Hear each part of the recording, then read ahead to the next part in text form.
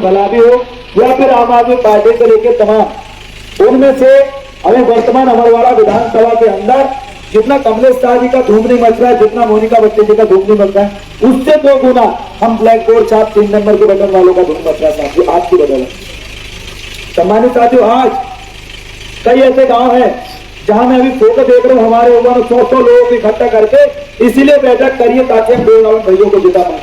हम लोग नहीं गए वहां पर, लेकिन युवा बैठक कर रहे हैं।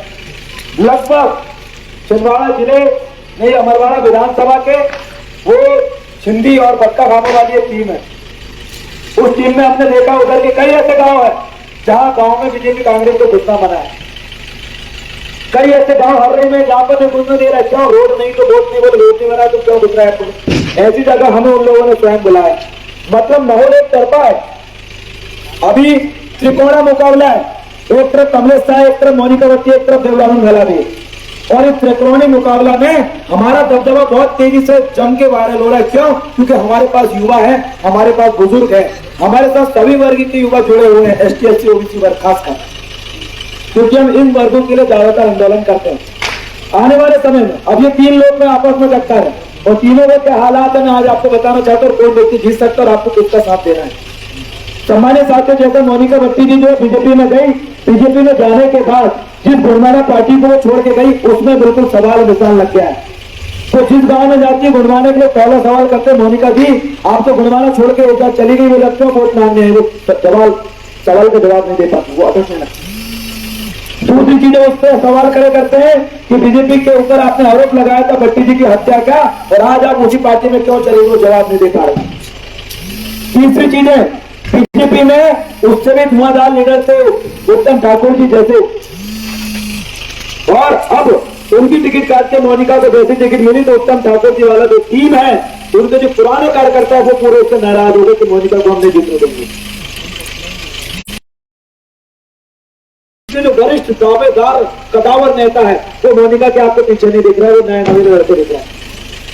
अब इससे क्या हो रहा है, मोनिका और भाजपा का जो टीम था, जो बेस बना हुआ था, वो एकदम से गिर चुका है, क्योंकि नए नवेली लड़की को टिकट दे दिया जो आज तक बीजेपी का काम नहीं जानती।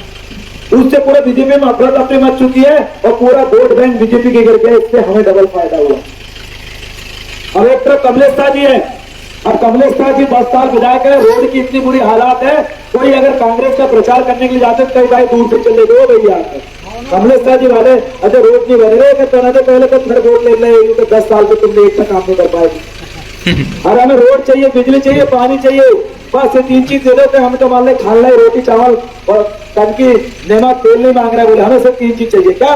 बढ़िया रोड, बढ़िया पानी और बढ़िया बिजली, बस 3 चीज दे देते, हम तुमसे क्या मांग रहे हैं? 10 साल में तुमने एक चीज नहीं दे पाया ढंग से। अभी जो तुम्हारे गाँव देख लो, इसमें ढंग से नालियां नहीं दिख रही है, हाँ ढंग से रोड नहीं दिख रही है, मतलब व्यवस्थित नहीं। अभी हमारे शिवा सरदार जी के गाँव से बाका मुकासा, वहाँ हम गए, वहाँ 100-150 लड़के पहले हमारा इंतजार कर रहे थे। मैं बोले मैं तो कहीं को नहीं जानता, बोले भैया हम तुमको जानते, हम तुम्हारे साथ है, पूरे रैली निकाले वहां पर।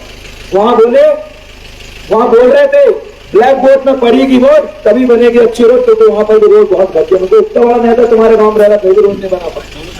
हाँ अब वहां के लोग, हमने बोले उसमें कि सोनू भैया आपके परिवार के लोग भी यही सड़क में चलते हैं, इसलिए पार्टी जाए एक तरफ,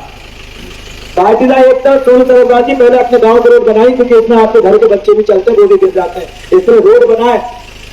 आवाज उठाए आपका मुख्यमंत्री प्रधानमंत्री साहब है, कांग्रेस से यहाँ के सांसद है और भाजपा के मुख्यमंत्री और प्रधानमंत्री बैठे, फिर भी नहीं बन पा रहे थे। बोले कमलेश शाह जी का भी जबरदस्त विरोध देखने को मिल रहा है, क्योंकि 2 बार विधायक रह चुके, कमी निकालने में कोई कसर नहीं, कोई व्यक्ति बता देता तुमने ये नहीं करवाया।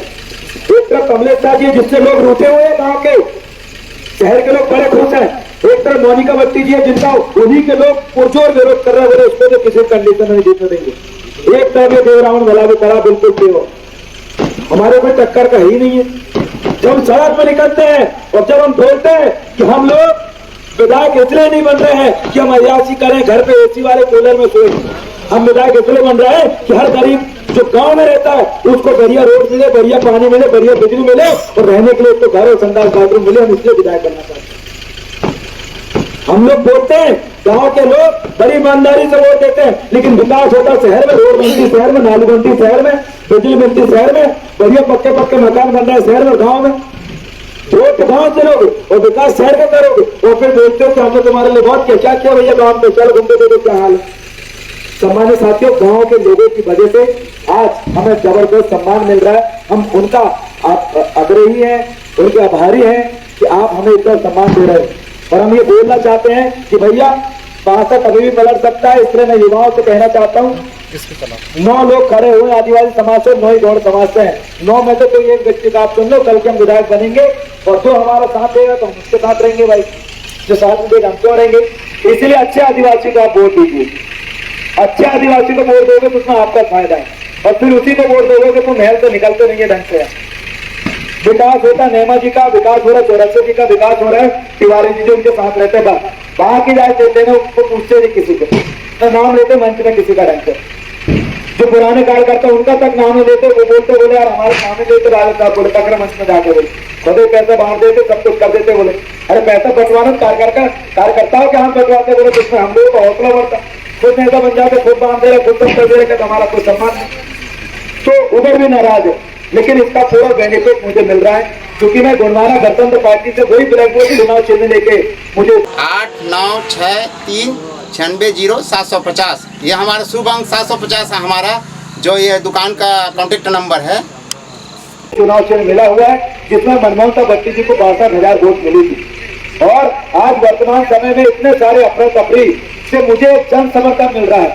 मुझे वो लोग जो बीजेपी कांग्रेस से नाराज है, वो बोल रहे भैया आप कुछ नहीं बोलता है, बाकी 9 गौड़ों में तो तू अच्छा गौड़ बोले, तेरे को जिता देते हैं, जीतेगा तो तुम नहीं बोले, हारोगे तो तुम्हें। अब लड़ाई तुम्हारी तुम्हारी बीच में, अब तुम में से कोई अच्छा को जिता देंगे बोले, कल के हमारा सुन कर देगा भाई। इसलिए आपसे मैं आग्रह करता हूँ, 9 आदिवासियों में से अच्छे आदिवासियों को जिता दो। अगर फिर उन्हीं को जिता दिए तो फिर तैयार होगा 5 साल झेलने के लिए, अस्पताल में बैठने के लिए। अस्पताल की हालत सुधरी है न, स्कूलों की हालत सुधर रही, न हॉस्पिटल की, ना हॉस्टल की, किसी की हालत नहीं सुधर रही। ओबीसी वर्गों की बच्ची के लिए जो हॉस्टल बना हुआ है, छात्रावास बना हुआ है, हालत देख के बहुत गड़बड़ी थी।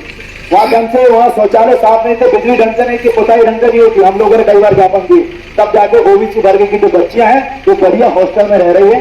वहाँ पर शांति मैडम करके हॉस्टल है, दीक्षिता है, उनसे हमने बात की, आप सुधार करिए। ये बच्चियां हमारे एसटी ओबीसी वर्ग की है, तो इनके लिए आवाज उठाना हमारा अधिकार है। एसटी वर्ग के कई छात्रावास है जहाँ पर 50 से 10 साल पहले की आज भी 85 बच्चों का छात्रावास में एडमिशन हो रहा है। कहा भैया जनसंख्या इतनी बढ़ रही है, पैसा इतना, महंगाई इतनी बढ़ रही है, एसटी वालों के साथ ही इतना क्यों? हम लड़ रहे हैं और वहाँ सीटों की संख्या लगातार बढ़ाते जा रहा है, 100, 200, 300, ताकि हमारे जो बच्चे एसटी वर्ग से हैं और उनके पास पैसे नहीं है, वो बच्चे पढ़ पाए और बढ़िया उनको खाना मिल पाए, बेहतरीन तरीके से बढ़िया अधिकारी कर्मचारी बन पाए।